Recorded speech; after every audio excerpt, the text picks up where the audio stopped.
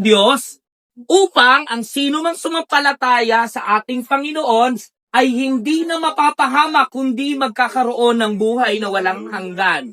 Ang tanong, ang tao bang mayaman, ipinanganak na maayos ang kalagayan, kapag ba siya namatay, hindi siya mapapahamak?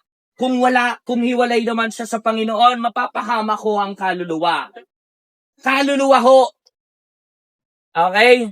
Ang inilalaban natin dito, hindi mo nakikita yung kaluluwa mo, pero kailangan mong malaman, yan ang kailangan na magdesisyon sa bawat isa sa atin.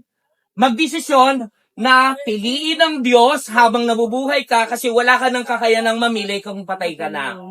Nakuha? Tama ba? Hindi ka po pwedeng magsabi na kapag pagpunta mo sa langit, ay mali. Hindi ko pala alam na kung saan ako pupunta. Hindi ko po pwede. Kung hindi mo alam, hindi ka na rin naabot ng langit. Baka nasa impyerno ka na. Okay? So, ulitin ko po ha, ang kwento ng langit at impyerno ay totoo ho na kwento. Hindi ho siya gawa-gawa lang ng isang libro, ng Biblia, hindi ho siya gawa ng tao. Ito po ay gawa ng Diyos. Okay? Tama ba?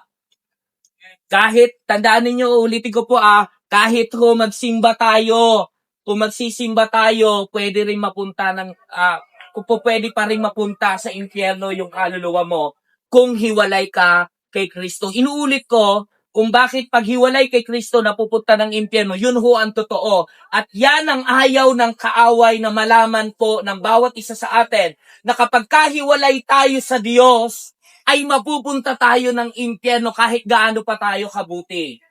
Amen? So the assurance of salvation, not based on what good deeds that you will do. Okay? It is based on your personal relationship with Jesus Christ. So the message of salvation is personal message to each and every one of us. So that's why we will accept Jesus Christ individual.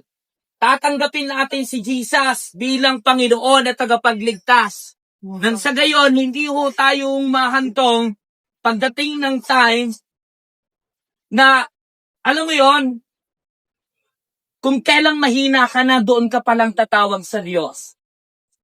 Kung pwede naman nung malakas ka. Kung kailan walang-wala ka na at nawawalan ka ng pag-asa, baka doon ka palang tumatawag sa Diyos. Kung kailan ang tao naghihingalo na, doon palang tumatawag sa Diyos.